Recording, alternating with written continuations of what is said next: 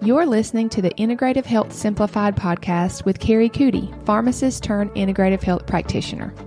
Here we talk all things straightforward and honest when it comes to holistic health and simplifying your best steps forward while eliminating all the gimmicks and confusion. Leave the overwhelm at the door and get ready for impactful action steps that get to the real root of your issue and actually move the needle in your health. Let's dive into the show. Hey there, and welcome back into the Integrative Health Simplified podcast. My name's Kari. I'm your host, and we are still in this series that we've been in for the last couple of episodes titled Women's Health, Fact or Fiction.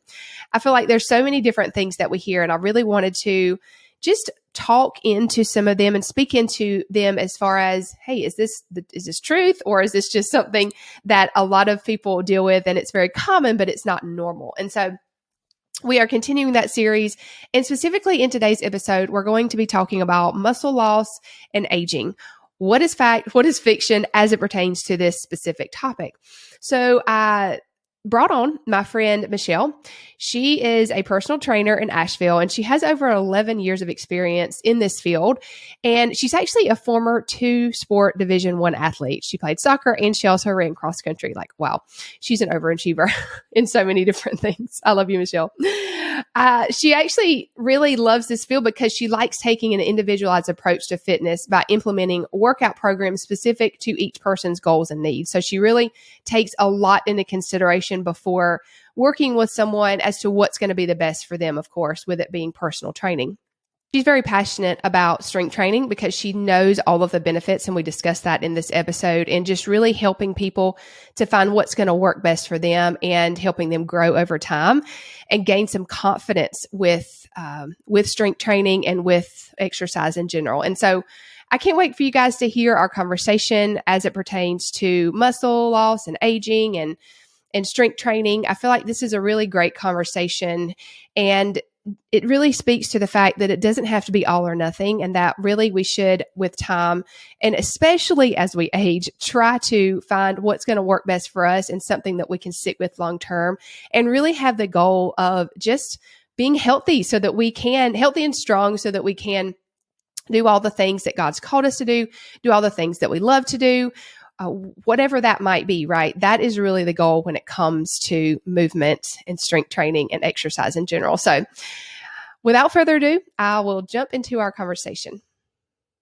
Well, welcome back into the podcast, everybody. My name is Kari, and this is the Integrative Health Simplified podcast. And today I have with me my friend Michelle. I'm really excited about this conversation because I got to know Michelle when I stayed in Asheville for a couple of weeks this summer, and just really, really enjoyed our conversations and thought, wow, she would be amazing to bring onto the podcast to discuss some of these things because she's a personal trainer. And so she has insight into strength training and all the great benefits of that, and just a lot of health related things in general. So Michelle, I'm so glad you're here. And I would just love it if you take a few minutes to just share a little bit about who you are, your background, and just so the listeners can get to know you better. Yeah, awesome. Thanks, Kari. My name is Michelle, and I am the owner of Asheville Personal Training in Asheville, North Carolina, in the mountains.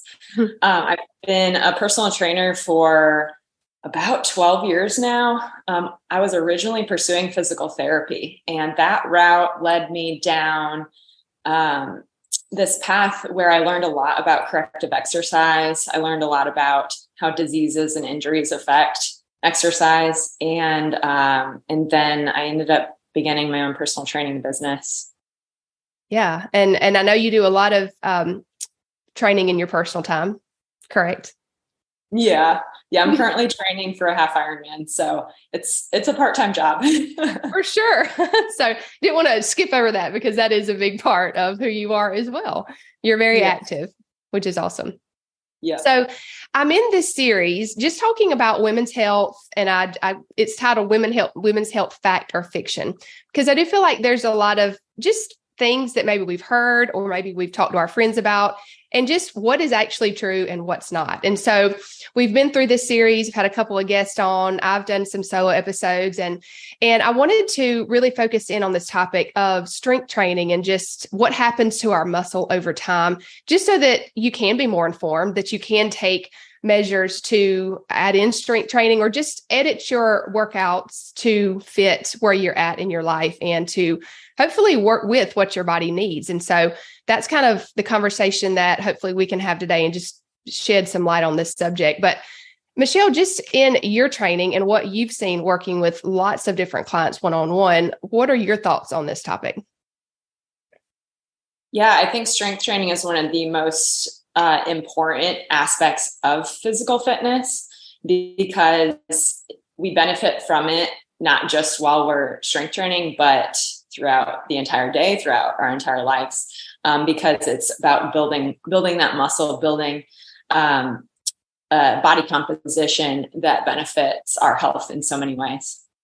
Yeah, for sure. And so we were just chatting right before we hit record about just how so many women, I think they want maybe quick results. Maybe this is the only thing. Maybe I should say, maybe things have worked for them in the past, but they're not quite working for them as they age. And so I'm just wondering from your perspective and what you've learned, when should we kind of start to think about training differently as far as how our body, changes with age and, how we could make our workout routine work for us a little bit better? Sure. Yeah. I have a unique perspective in what I do with one-on-one personal training is people usually come to me after trying something that they've heard works or, that's a fad or something like that. And they're like, I'm not getting the results that I wanted. What am I doing wrong? Right.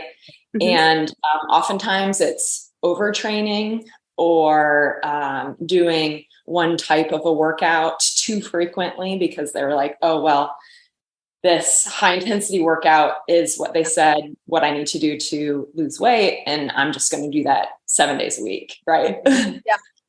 And so I always just take a very thorough kind of background of what have you been doing, what's been working, what hasn't been working, and then kind of make adjustments from there.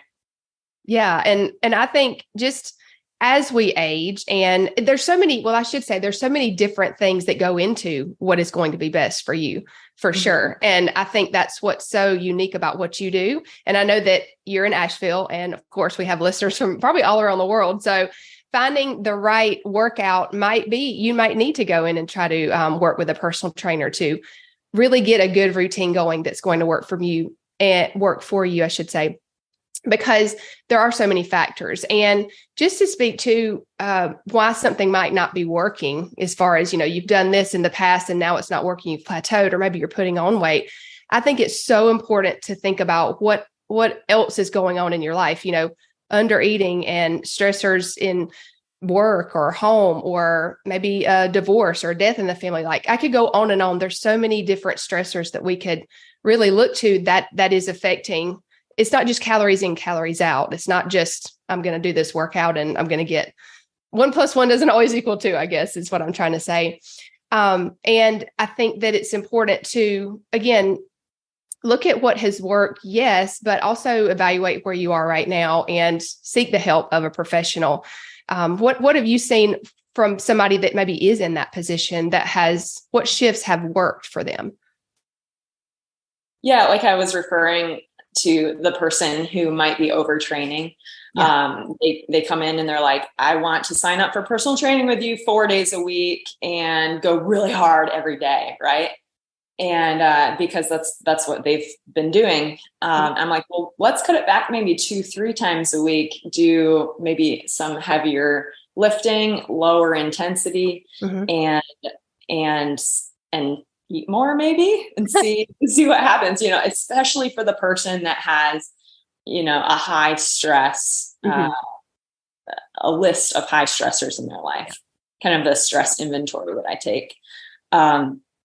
And I've had clients that train for a while and they go on vacation and they're so scared that they're going to go on this vacation, they're going to gain 5-10 pounds. Right. Mm-hmm. And yeah. I'm always so excited when I hear that they're going on vacation because that gives their body an opportunity to see what would happen when it's not as stressed. And stress can be even exercise, right? I'm not saying for just stress of life or lack of sleep and things like that, but even exercise is a stressor. So we have to consider that.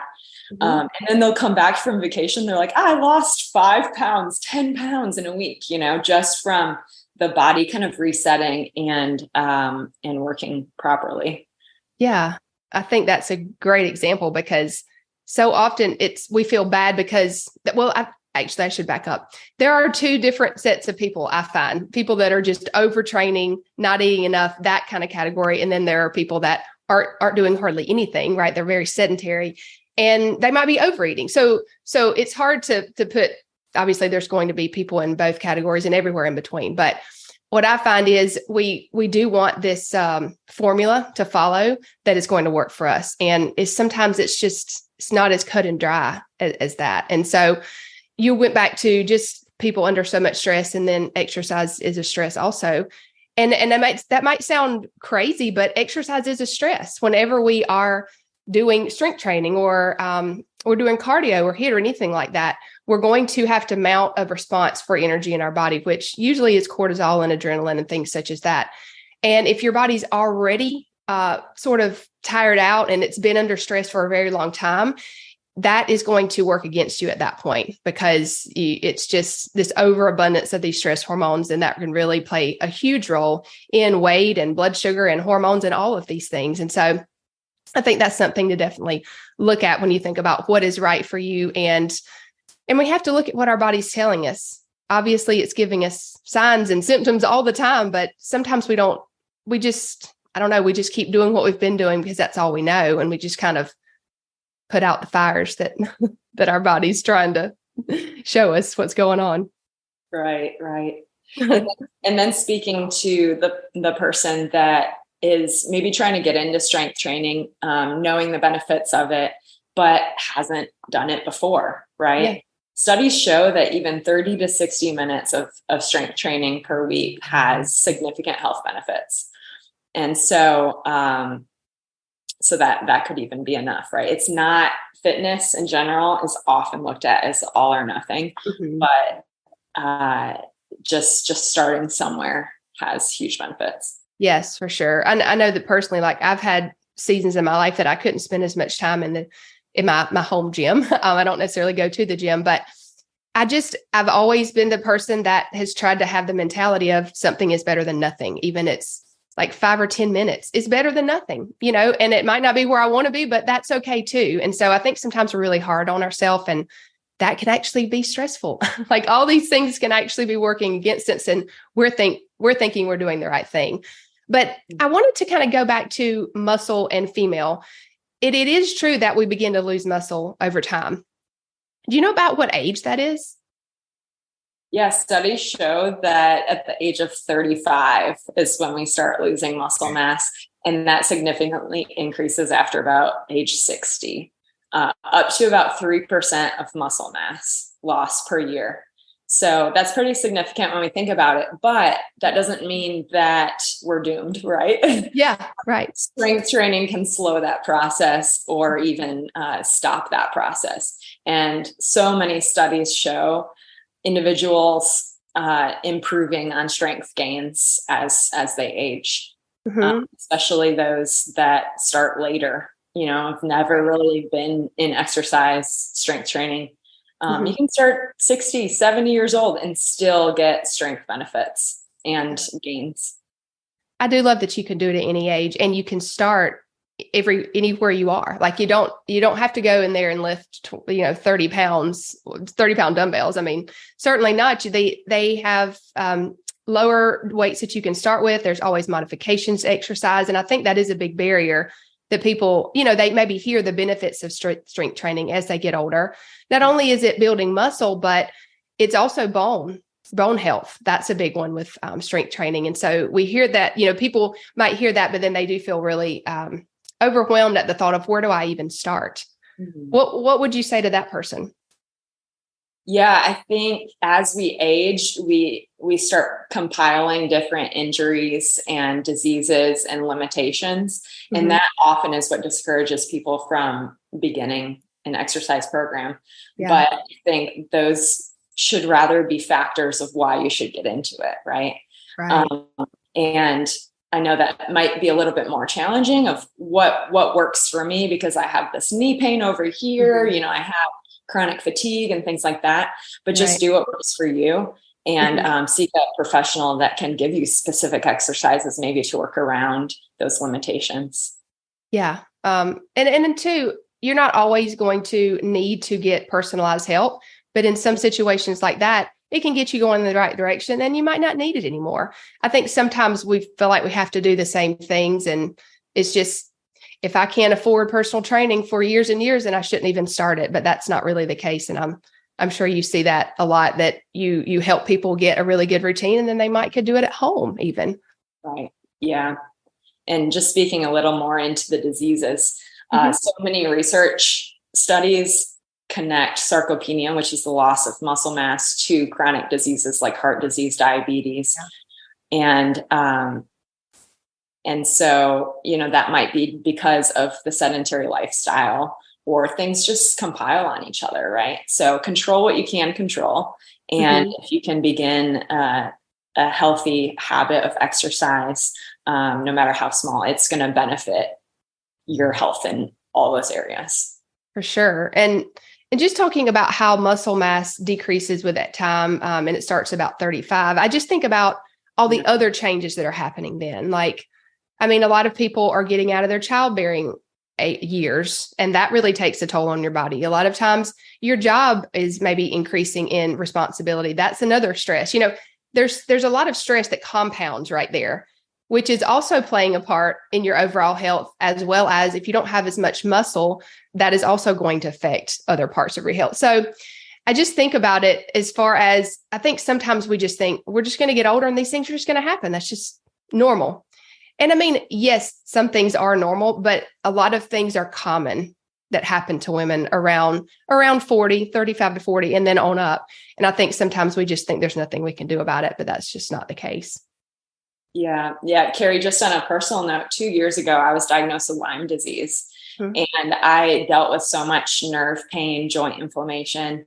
And at first I was like, I need to just slow down and relax. And maybe for a time, that was what my body needed. But once I got into consistent exercise again, I noticed that when I was in least pain, like throughout the day, I'm not saying just while I'm exercising, but throughout the day, was when I was consistently moving my body. You know, there's that phrase, motion is lotion. And it's so true, you know, getting circulation into our joints. So if you have joint inflammation, joint pain, you don't have to go for a run or lift heavy weights, go for a walk and see how your body responds, right? Because you're increasing circulation. And then also, like, I think God created our bodies to move, right? The tagline at my gym is meant to move. And so do what you can, and recognize what's going on in your body, and just do what you can around that. Yeah. I do think culture has really not done us any service, or done us a disservice really, by thinking that it has to be all or nothing. You know, we have to be going to the gym for X amount of minutes, X amount of times a week, or it doesn't matter. But that's just simply not the case. Like, any movement that we do, even walking, is excellent, especially as you get older. Just having that continue, you know, trying to walk as much as you can and adding in some strength training. That's what I usually suggest to clients, because a lot of them are very stressed out and they don't need to be doing much, if any, cardio. They don't need to be doing HIIT workouts or anything like that. So I think that it's important to take Michelle's advice. Do what you can when you can, and your body's going to strengthen over time. It's not going to be sometimes it's going to be a slow process, and that's okay too, right? Yeah. My oldest client is 94 years old, a 94-year-old woman. I've been working with her for about 8 years. And in the beginning, she struggled to do 3 sit to stands, right? And now she can do up to 10, 12 fully supported body weight squats, you know? And so it's so neat to see those improvements. And as she always says, you got to just keep chugging, you know, just keep moving. And I love that. Yeah. If that's not goals, I mean, I don't, you know, it's like we should be training so that we are healthier as we age, and that so we can do the things that we want to do, whether that's play with our kids or grandkids, or just continue to be active and in whatever way we like to. I think sometimes we approach fitness as, I want to be bikini ready, or I want to have X amount of, I don't know, whatever it might be. There's so many different ones, but they're very short-term goals. And I think that doesn't really help us when we think about having a good mindset around movement. So that's something else that might need to swap for you. Right. Yeah. Those goals are, I think, fine in themselves, but yeah, for a time, right? I don't think we can train for a bikini competition our entire lives, because that actually beats your body up pretty hard. You have to put your body through some extreme things to make that happen. Exactly. I agree. So, okay, wrapping up the conversation on strength training and just creating healthy habits around this as we age, knowing that we lose muscle. What are some tips that you could give people that do want to get into strength training that maybe, aren't currently doing it? Just some healthy habits to have. Yeah. A couple times a week, try to hit all the major muscle groups, so lower, upper body. There's different ways of saying, should you do your entire body workout in one day or split it up different days of the week? It's different. There's different approaches. There's not a specific right or wrong. But just find a habit or a routine that works for you a couple days a week, and something that you can stick to and something that fits into your schedule. Right. Yeah, for sure. And think about that. I think about also being well fueled for strength training, or just whatever exercise you're doing, not even strength training. Because if you think about building muscle, that takes raw materials. Protein is often a really big part of that. So just making sure you're getting enough protein, which is about 100 grams a day for women, give or take. That is super important. And I find most people are either under eating overall or not eating enough protein in general. So that's something that just to consider there. Yeah, I think it's important to mention, when we are strength training, our muscles are actually breaking down, the fibers are ripping apart. And where the muscle building and the muscle quality change happens is in the recovery and in the fueling, both with food and hydration is imperative to that muscle building and recovery. Yeah. So, you have to make your own decisions, but doing fasted workouts probably isn't the best idea if you're thinking about trying to build muscle and trying to limit the amount of stress that's on your body, especially if you're already stressed with other things. So just think about how you can fuel your body with whole foods that God gave us. That is going to really help you out in the process. And, as you're starting, I guess personally, if I'm just starting something new, I'm not going to jump in and try to, maybe even you were lifting heavier weights and you haven't been for a while. Start off smaller, start off with less days. You don't want to be, the goal isn't always to be super duper sore and that's the only way you feel like you did something. I think it's just taking it slow and building muscle over time that's going to be the best long lasting. But you could speak to that a different way. Is that your thoughts as well? Yeah, the harder we push ourselves in our workouts, the more we need to sleep, the more we need to eat in order to recover from those workouts. So yeah. Absolutely. Yeah. So in a nutshell, as we age, our muscle decreases. And so we can fight against that by strength training. It's going to help us with so many other lifestyle things as far as keeping up with the things that we want to do lifelong, but also it's going to help with a lot of disease prevention. And it's also going to help with detox and hormone balance and all of these different things that you might not have really put two and two together with that all those things make a difference. And so I'm really so glad you joined me for this conversation. I think it's one that's really important that sometimes we tend to overdo or maybe not do enough of. We're in this extreme mentality. Find something that works for you and that you can stick with, that you can be consistent with. And I think you'll see over time, it's really going to pay off in a lot of different ways. Maybe not only things you can see outside, but a lot that you can't really see from the outside will be benefited from that as well. But before we hop off, I'd love for you to tell our listeners how they can kind of just, find you if they have questions or if they're in the area, if they want your services.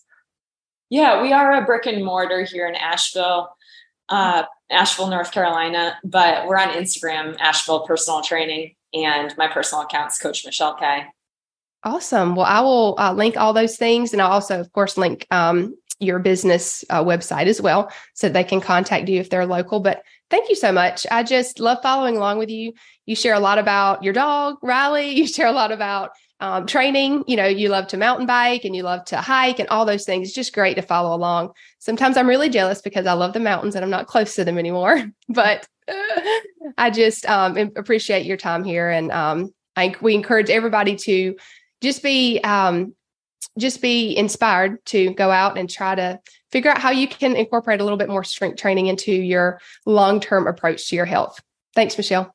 Thanks, Kari. If this episode has served you in any way, I would love it if you'd share any aha moments or takeaways over on Instagram and tag me at Kari Coody. And if you haven't already, hit the subscribe button so we can continue to learn and grow together.